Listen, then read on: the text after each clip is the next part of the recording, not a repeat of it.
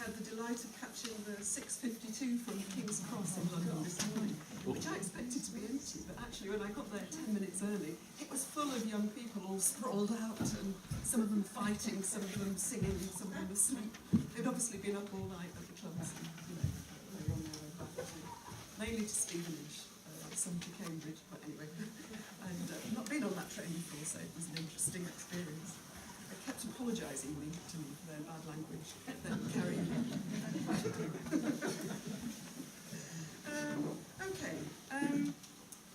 So I've been involved with Keep Our NHS Public for about 3 years now, and took over from Dr. Wendy Savage as one of the co-chairs. And she said, "Oh, you won't find it's very much work. I'll be all right." But actually it is. So I am retired, and I do actually find myself working most days of the week on Keep Our NHS Public. And I feel pretty pleased really with the way the campaign is going. And the NHS is now top of the list of the most salient issues in the election. And the government's running scared, I believe, about the privatisation agenda, which is why they come up with other terms which mean the same, but which are actually disguised, and the one that faces us today, mutualisation, is a classic example of that. I've produced a set of notes, which I don't know, somebody might like to give them out actually as I'm talking. That's those, yeah. Which set out 5 myths about mutualisation, and that's the sort of body of what I'm going to talk about. I'm going to extend the paper a little bit and send it back to Bill, who will put it on Keep Our NHS Public Norfolk's website. So if you want a version with an introduction and context setting and references, that's where you'll find that one. But this is the sort of meat of it that I sort of plan to say. You've had the kind of context of this all starting. I've done a bit of Googling research during the last week and found on the European Journal website, which is where all contracts above a certain level have to be published, a contract with the Cabinet Office for over £1 million to provide support to 9 pathfinders, including Norwich Hospital, which has got a princely sum of £100,000 to pay to a consultant in the first 3 months of this year to prepare it, set it on the road to mutualisation. So I imagine that's going on as we speak.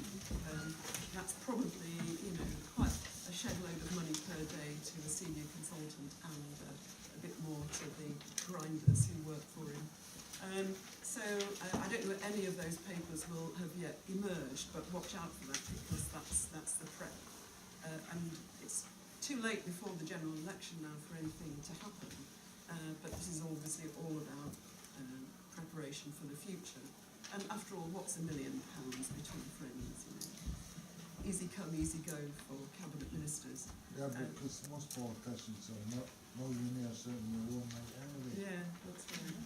So it's, I don't know what £1 million would provide per year in terms of extra nurses, but it's quite a few, isn't it?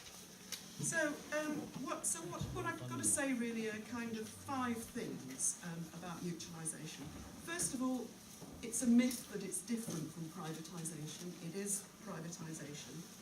I'm sorry, I just should explain, I'm partially sighted, so on my crib sheet, I've got to kind of have all the help I can get to see what to remind me of what I'm going to say. I'm also going to then say something about the myth you can only have employee engagement and involvement, which is absolutely vital to good service. Are you all right then? Okay. Sue, can you possibly speak a bit louder, please? On the Or microphone. could we get a mic on? I think people at the back. Can people hear? Yes. Okay, somebody Not else all. says that. Yeah. I can Red speak louder. button? Red button? Yeah, is that my Just press, and it just takes a minute or so, I think, to come on, Okay. the red button. Is that coming out? Oh, that sounds as though it's fine. Yeah, okay. So, I'm going to say 5 things. One is mutualisation is pretty much the same as privatisation. Secondly, you don't have to be a mutual to have good employee engagement, and that's really important in good service. Thirdly, this is the order I'm doing them in, that it's not a surefire success recipe. There are all sorts of things that can go wrong. Fourthly, and special amongst those things that can go wrong, is that you can't get full access to capital to invest, either from the public sector, which you've given that up, or from the private sector, while still staying mutual. And then fifthly, what's so wrong with public ownership and public governance? The implication is that this is a burden that if only we could slough it off, then we'd all be much better and we'd do things more quickly and more certainly. So those are my 5 points, and I'll just go through those in a bit more depth. So the minister who's leading on this is Francis Maud, who himself is a venture capitalist. I remember interviewing him for a research project in the 1990s, and in order to interview him I had to go to his office, which is the top of Canary Wharf, and a very, very luxurious office it was. He'd just lost his seat in the 1992 election, so he was out there making money at that point, but came back in later on and is the leading light on pushing all sorts of privatisation, using his city background and his city mates to do it. So this is definitely privatisation, and even he says so. He says mutual NHS bodies will be outside the public sector. He thinks that's a great, that's a reason for cheering, but actually it's not for all sorts of reasons. But there's no doubt that that's what it is. And privatisation is in a way these days the word that dare not speak its name. Very interesting that in a report that came out from the King's Fund yesterday, which, as always with the King's Fund, they're trying to balance who's going to win the election, who pays the piper at the moment, all those things. They fundamentally condemned the 2012 Health and Social Care Act, but said, but it's not about wholesale privatisation. Of course it's not about wholesale privatisation, it's about creeping privatisation. And that's why it's so insidious and so deadly. But that's the thing. It's now associated in people's minds with being ripped off by energy firms, with having privatised rail firms that put the fares up and pocket the subsidies that come from the taxpayer, with a whole range of rip-offs. And that's got through to people. It might have been popular way back in the 90s to tell Sid to go and buy whatever it was it gas or water? Yeah. Gas. And there was a nice little nest egg when you sold your shares, and etc., etc. But actually that's long forgotten now. What we now know and experience is private monopolies, which more or less set their own prices, and nowhere could that be clearer than in energy. So it's not any longer, as it probably once was, a popular slogan, and so this is a disguise for it. But nonetheless, being a mutual is just one form of being a private company. And they vary a lot. They can either have the ownership very widely spread across all staff, or just a few staff, the most senior staff, or they can be a mixture, as Circle is, I think, between some staff and private shareholders. So there can be a kind of hybrid like that in terms of the ownership. And the nature of the ownership in any particular case tells you where the power lies.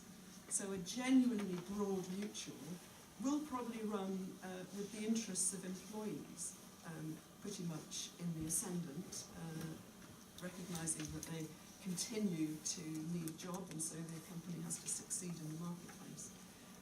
But the more you get towards dominance by private shareholders, the more the difference between the average company and the mutual begins to disappear, and those companies, those organisations pursue exactly the same cost-cutting, reducing the skill mix, diminishing the conditions for new entrants to the workforce, selling off assets, all that stuff that is standard practice in capitalism in this country as we know it. So anyway, I hope we'll not be duped by thinking that mutualisation is anything other than privatisation. Employee engagement. I hope you'll forgive me for taking a moment and remembering that I used to be a professor of public management, so I'm very interested in management. Some of my friends who are connected with the health service, ex-doctors, so on, the kind of people we all work together with in Keep Our NHS Public, they can barely say the word manager without spitting, so I'm aware that this is a minority interest of mine. But I really believe that management, good management and leadership can make a huge difference to the lives of patients and to the lives of the staff who treat them. And we've got lots of examples across the whole spectrum of organisations, from private manufacturing organisations, private services, and across the whole public sector, of difference that has been made, whatever the nature of the ownership of the organisation, by people who take their leadership and management responsibilities seriously. And we don't have a British motorcycle industry or a British mass market car manufacturing industry because our management was so poor that the products that they were producing were low quality.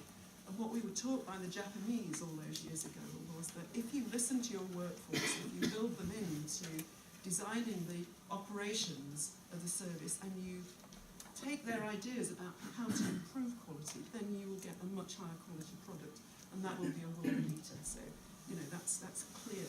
That can happen in the private sector. I did find myself searching for examples of good private sector services and came up with the idea of customer, the telephone service. I find mine actually is pretty good, but we might not have universally. But I know of masses of examples of this happening in the public sector. The first example I quote in the notes is a very personal one. I'm from Bradford, all my family are still there. All my family is still alive. My beloved 97-year-old mum died 3 years ago and spent her last 3 weeks in the most wonderful ward in Bradford Royal Infirmary. And this was a ward which I could see because I knew about an initiative being done by the NHS Institute for Improvement and Innovation, or Innovation Improvement, the other way around, can't remember, called the Productive Ward.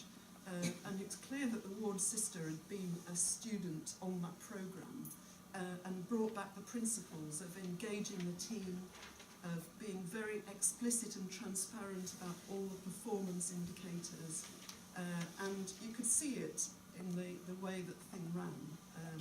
And proudly on the walls a chart showing that they hadn't had any MRSA for, I think, when I was there with my mum, for over a year. And what I observed this because my mum, you don't live to be 97 unless you've got a core of absolute steel. And I stayed with her the night they told me she would die. And 5 days later was when it actually happened. So I was a resident of the ward, and it's like being an anthropologist, unexpectedly. And they were just a fantastic team, from the consultant to the cleaner. And that's how it can be when you've got really good engagement. So, and I could talk about others, but probably I could see, despite my house, I could see that clock ticking right at the back. And I know Bill's going to wave something and saying 5 minutes at some point fairly soon, so I won't give you any more examples. But just to say that this is not something that depends on the ownership of the organisation. It's the commitment of leaders and management to producing excellent service and recognising that actually the staff involved are their greatest asset. What managers now do, but those who really mean it can make a difference, I think. So my third point was, is this a recipe for success?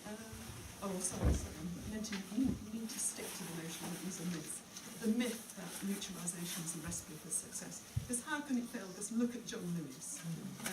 But then look at the Co-op Bank, which got itself into such a disaster that it had to go to the city for more money to bail it out, and now it's 67% owned by hedge funds. So, you know, a very tiny bit of it remains as a mutual. Those of us who bank with them don't quite know what to do about this, but there we are. So we're losing our friends who are going off. And of course, reasonably close to home, look at Hinchinbrook Hospital, which I'll just take a minute to tell a nice little story about this.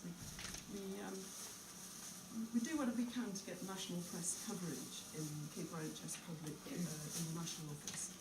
And we were very interested to discover that we were in the articles written by the Daily Mail about Hinchinbrook Hospital, claiming that one of our activists had been on the CQC, the Care Quality Commission team that inspected them.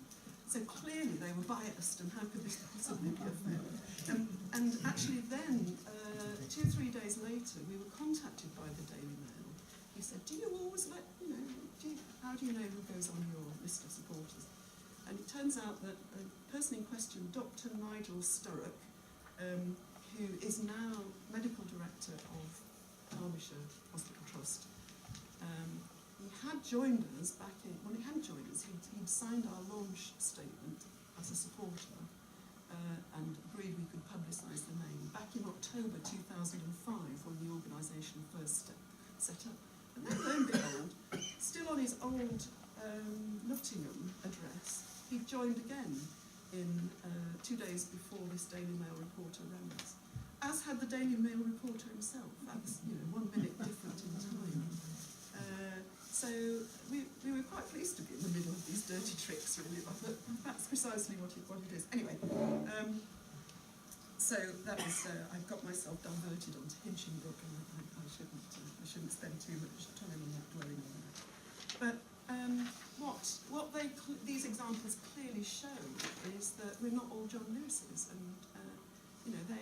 they I think would say that the idea that just being a mutual is what does it for them is completely misguided. It's part of their recipe, but also they're very good at reading their market and understanding their customers, investing in staff and become experts their customers trust. All that, it's part of it. It's bonds. Is there still a bonds in the It's part of their success story. So it's not a silver bullet, but it appeals to the kind of mentality that you find amongst policy circles in government, because it looks quick. It's all about just changing the governance framework, and then you'll have done the job, so you can report it as a success in the next election. The political cycle is short. The cycle for improving organisations is much longer, and so it's very hard for any politician to claim credit for that. So it's the kind of thing they like, and it also fits with the hedge fund mentality. So that's myth number 3. Myth number 4, can't quite remember how I turned this into a myth, but the myth that you can survive without access to finance as a complex service organisation. Well, here's a nice story really, which demonstrates that this is very clearly the case, because you might remember Surrey nurses, who were one of the mutuals in the first round of Pathfinders back in 2010, 2011, when the government first came in. They were the people who worked on salary, district nurses, people like that, working in the community, providing a good service, and they felt good about themselves, and they felt they could survive in a different format in the new world, and they were being told by the government, this is the end of the public sector, do something new. So they then bid for their own jobs and were beaten by Virgin, who got the contract rather than them. So they had to cheaply across and become Virgin employees. And that was primarily because, not because they weren't good and trusted and all the rest of it, but because they couldn't show that they had access to financial resources that would mean they could invest in service improvement. And so what you need to do to have that funding is either be part of the public sector, and you get it bit by bit, sometimes not very much, and sometimes more, or you need access to financial markets and a model of your organisation that will encourage investors to come to you. And very often that's in return for a stake in your equity of your organisation. So you soon start to lose the purity of mutualism if you start as a pure mutual. You become a hybrid if you try and get money out of the market, and therefore you dilute the model, and so on and so on. So that's a really serious problem for mutuals, that they don't have access to that market. And the final point I want to take, Bill will be relieved to hear, is just to question the myth that red tape, being in the public sector, slows us down, makes us less innovative, and therefore taking services out of that context is the best way to make them fit for the future. I've had the pleasure in the last year and a bit of being on the panel of the People's Inquiry into the NHS in London, and we're just doing our second report. We published a report about a year ago. But one of the things that I've had the pleasure of experiencing during that is just meeting so many expert community organisations. I think particularly of those who fought the closure of A&E in North West London. There was a plan called, euphemistically as they always are, Shaping a Healthier Future, which was involved closing 4 out of 7 accident and emergency departments in North West London. And a group of experts said this was the right thing to do, concentrate the expertise in a few areas, and we'd improve the safety of the service. And some of them were Keep RHS people, some of them were in other groups, but they researched, they got to grips with the argument. There was a business case that was 2,000 words long, and they read it and understood it and questioned its premises, and so they argued it into the ground. They fought toe to toe with the people doing that. And the decision was a kind of standoff. So 2 of them, 4 were closed and 2 weren't. But even though they only closed 2, the A&E failure to meet targets in that area is worse than anywhere else. One of those same campaigners gave us a presentation at our second round and showed us this amazing graph which was indicating really that about the time when those 2 A&Es closed, the meeting of the 95% within 4 hours target dropped like a stone off a cliff. It was just astonishing how clearly that was the case. And so, it might be that there's more consultant cover in the remaining A&Es, but the chaos and the waits and the disruption of the whole system, including ambulances, that comes from this kind of crisis is exactly what our members of the public foretold. So these are complex areas. The professionals may claim to know best and that our opposition to closures is just NIMBYism, but I don't think that the record demonstrates that, and I think nothing could be more important to people in a particular locality than the future well-being and the performance of their health service. And so building in capacity for that public voice to be heard seems to be more important than anything else that we can do. And what's more, we are not just customers of health services, we own them, we are citizens, and therefore we're not going to give up our rights of ownership and our chance to determine their future. We've got a lovely leaflet in Comp which points out that the NHS is the gift our grandparents gave us. And actually, I'm not quite a grandmother yet myself, but I hope to be very soon. But there's nothing I want more than to pass on that gift to my grandchildren. So I'm sure we all would agree with that. And so that's what I have to say in relation to this bamboozling myth, set of myths about mutualisation. And I'll stop at that point.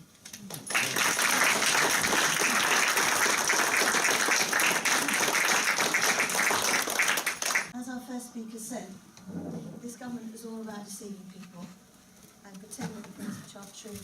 And this is a wonderful case in point. 39 pages, very hard to read, all written in code, designed to confuse and conceal people. In fact, right at the very beginning, it says that they're all for the NHS values, comprehensive, universal, free at the point of use, and that's what this is all about. But you will find in the course of what I have to say that it's the complete opposite. It also contains many frank lies. For example, it says that the 20 billion cuts which they just carried out in the last 5 years, the quick cuts, didn't cause any cuts in staffing or cuts in services, and the NHS wrote it out with no trouble at all. As I say, it's written in code, so you have to translate everything. The words privatisation, market and competition not mentioned once, but there are code words like innovation, partnerships, integration around the patient, networks, systems, prime providers, joint ventures, a lot of emphasis on out-of-hospital care, accountable care organisations, productive investment, learn from international examples.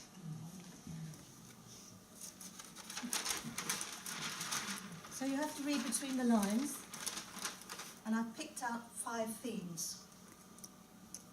They say it is absolutely necessary to transform the NHS and bring in new models of care.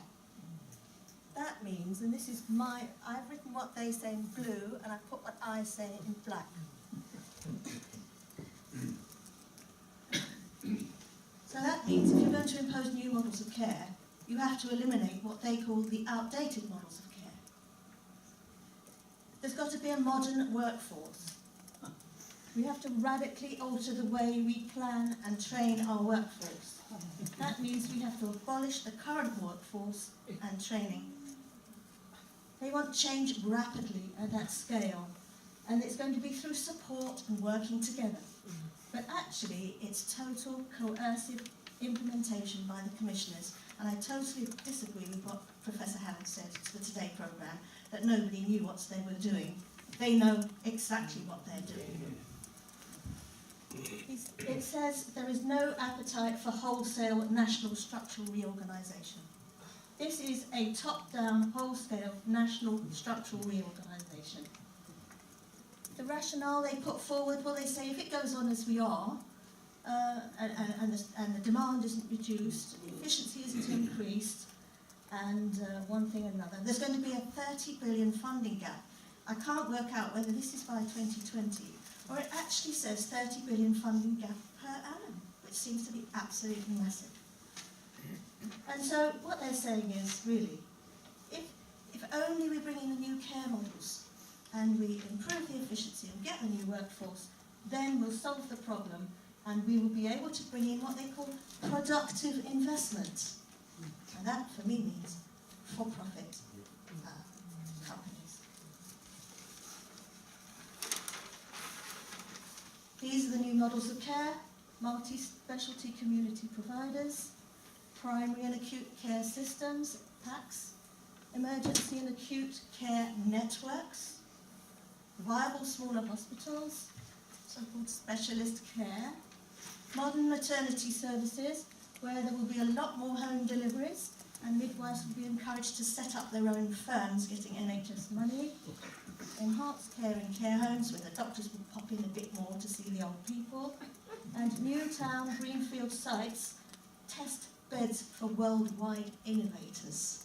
I'm sure you know what that means. Implementation, as I've said, is going to be absolutely draconian. The national commissioning bodies, the NHS England, Monitor, the Trust Development Authority, the Care Quality Commission, and the Health Education England will work together with local assessment and reporting and intervention regimes for foundation trusts, NHS trusts and clinical commissioning groups including special measures for CCGs that are struggling, i.e. if they don't do what they're told by higher commissioning bodies, they will be out, merged or finished. And they will do this through regulatory approaches and payment rules, and they can punish people and fine people, and staffing models. Just to point out that what the NHS Health and Social Care Act 2012 did was to give these draconian powers to these new commissioners.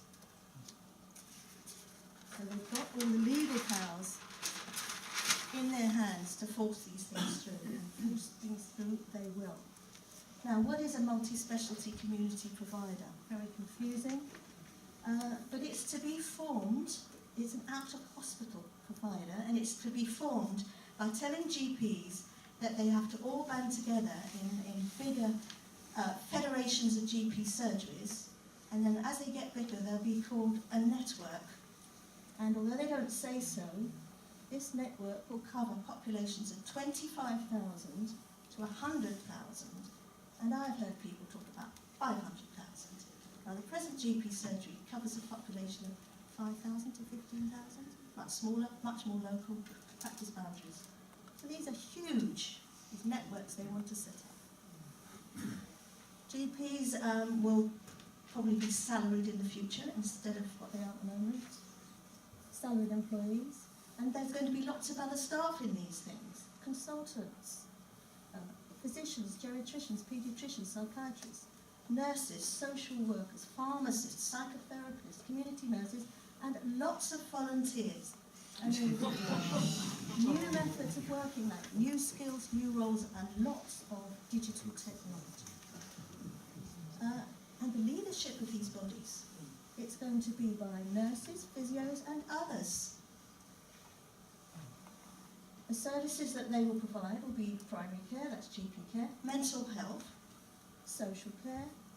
They would be doing the majority of hospital outpatients. They will be doing ambulatory care.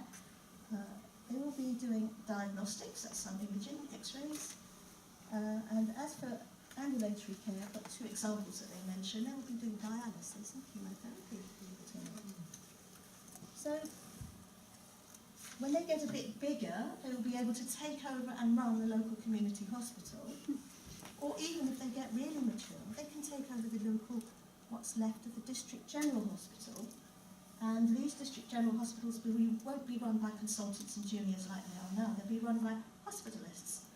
And these people working in this MCP will be able to just pop the patient into their hospital, which they run, and tell the local hospitalist that they're sending them in. The funding will change. It will be, they will have responsibility for health service budget for their registered patients. And these MCPs will only look after registered patients, not the population as a whole. And when the budget is combined with the local authority budget, then the health and social care budget will be designed. So these are completely new entities which we haven't had in this country before.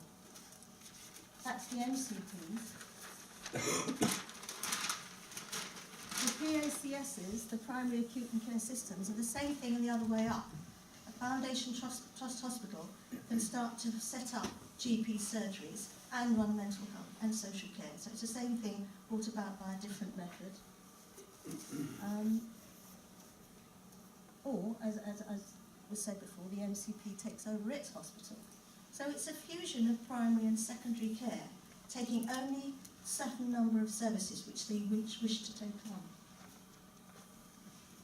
And it actually states there will be a range of contracting and organisational forms now being used to, what they say, better integrate the care, and this will include lead and prime providers and joint ventures. I don't know if you know what they are, but if you translate that, that means private companies coming in. That's what that means. And PACS will have to take accountability of the whole health needs of its registered list of patients under a delegated capitated budget, similar to accountable care organisations in the United States, Spain and Singapore. That's code for health maintenance organisations. So what does this mean for general practice?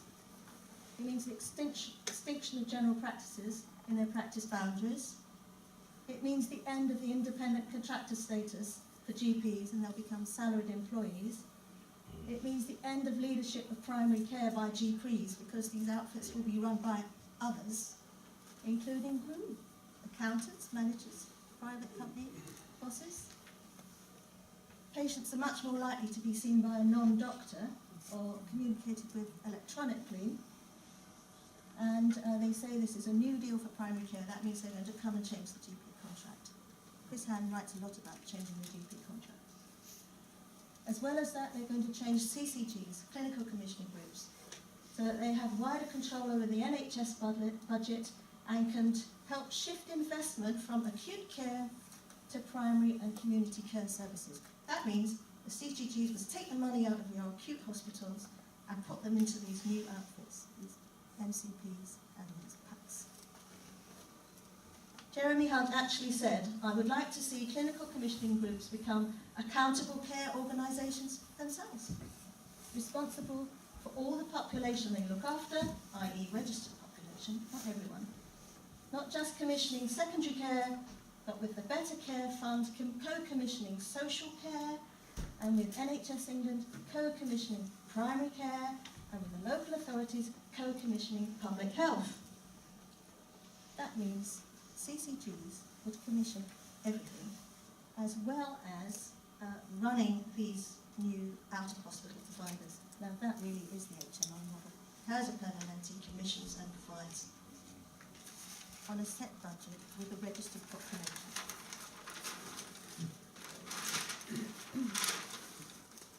The key to all this is the modern workforce is shoved in the back. They said they want to support employers to retrain staff so that productivity will increase, that skills aren't wasted, and there's less waste of money. So if you're supporting employers to retain staff, that means you are going to make some redundant, doesn't it? There's going to be a lot of redundancies. If you're going to increase productivity, you're going to reduce the staff to patient ratio. Waste of skills mean there's going to be a reduction in skill mix. Carers doing nurses' work, nurses doing doctors' jobs. Waste of money, that means there's going to be a massive cost cutting and price competition. Thank you for inviting us here today. Probably a lot of you are aware of our campaign anyway. Norman Lamb calls us mental health extremists. Three quarters at Saxmundham apparently defame him on a daily basis. But I think it's worth just touching on why our campaign started. The core of the campaign was an open letter that was put together by staff. It became appalled at the number of preventable suicides that they were seeing as the result of cuts. I became involved in the campaign because I'm friends with quite a lot of doctors, and when they thought that my knowledge of numbers, management speak, and accounts and technology would be useful to the campaign, and that's what I thought I'd do. But a lot of the time, I find actually what I'm involved with is bereavement counselling. And I don't want to be involved in a campaign that has to talk to bereaved relatives on a regular basis. You'll see pictures in our handout today of the way somebody died in so-called caring community in Ipswich. I've spent hours on the phone with the brother of that guy. Okay. We can get caught up in the the buzzwords and the CCGs and the clusters but in the end this is about it's about the lives of some of the most vulnerable people in society. So I just wanted to just say that I'm actually proud that Norman Lamb calls us extreme. Mutuals. Lovely, cuddly idea, and there was a letter in the Guardian recently signed by about 20 chief executives of mutuals. And given the nature of our campaign, we sent all of the chief executives who'd signed the letter saying, we're not all like Circle, we can be lovely and fluffy, we sent them all emails. And we said to them, can you send us a copy of your accounts and your remuneration statements? About 20 of them, we got 2 replies. Okay? One reply said, who are you? From the chief executive. The other reply said, we're a mutual organisation, we don't need to give you that information. That was the stupid press officer. All the other press officers just ignored the email, but that press officer told the truth. Okay? Next question for you to think about. What's the largest health mutual in the UK? Bupa, right? It's the mutual that dare not speak its name. If you want to see where mutualisation will lead, you only have to look at the largest mutual in the UK is Bupa. But Norman Lamb doesn't talk about it, Simon Stevens doesn't talk about it, nobody talks about it. But essentially what they want is lots and lots of mini Bupas that then get bought by bigger Bupas and then float on the stock market. Okay? But Bupa is the largest mutual in the UK, the health mutual, has no shareholders, reinvests all of its profits in healthcare. The only problem is you have to be bloody rich to get treated. Okay? Okay. One of the arguments around privatisation, as well as the access to capital and capital markets and the rest of it, one of the arguments has always been about bringing in quality management with the incentives necessary to do so. Okay. NSFT is under investigation for financial incompetence by Monitor. It's been rated inadequate by the CQC for both its leadership and for its and the safety of its care. Okay. So both of those things, and yet Norman Lamb is proposing to give this failing management ownership of mental health services in Norfolk and Suffolk.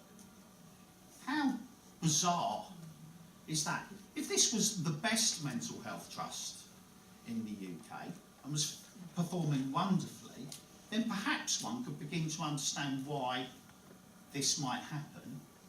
But it's the worst. It got the worst ratings in the CQC Community Services Survey. And when I say worst, I'm not talking about staff, and the CQC were very clear on this.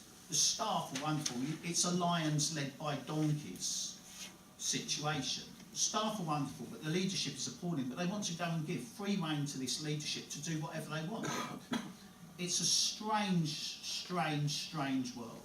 So that's where we are. Now NSFT, just to also give some, to actually say, to build on what Sue said essentially, who's leading this process at NSFT? We've got Field Fisher Waterhouse, the city law firm, okay, coming in as the consultant. The application, which included all kinds of shallow, inane idea, like giving people counselling for depression via Skype. This idea that mutualisation was a panacea for everything, and if you became a mutual, then the fact that you couldn't run a bath becomes irrelevant because everything becomes wonderful. The application was written by a guy called Adrian Stott. Okay? Adrian Stott's background is as a Cazenove banker, okay, and then he worked for JP Morgan, okay, another investor, big bulge bracket, American bank.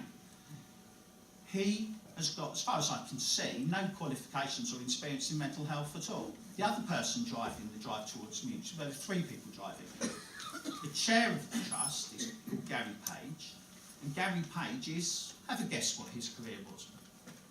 Anyone? Oh, well, yeah, he's an investment banker, except that his last bank was Royal Bank of Scotland, which was a beneficiary of the largest banking bailout in history, and shortly afterwards he left the bank. Okay, he worked for ABN AMRO, then it was taken over by RBS, and then it went bust. Okay, so that's his background. But who's the third person driving mutualisation? And I would say to you, it's not a coincidence that, well, Norman Lamb wrote to the Health Trust asking them. I've read the Norfolk and Suffolk NHS Foundation Trust application to become a mutual, and it's very, well, I mean, you can go onto our website, which is what I say, have a look, and you can read it. But it's very poor. Okay? But of the 2 out of the 9 are local trusts. Norman Lamb's arranged for his local trusts to be beneficiaries of this funding.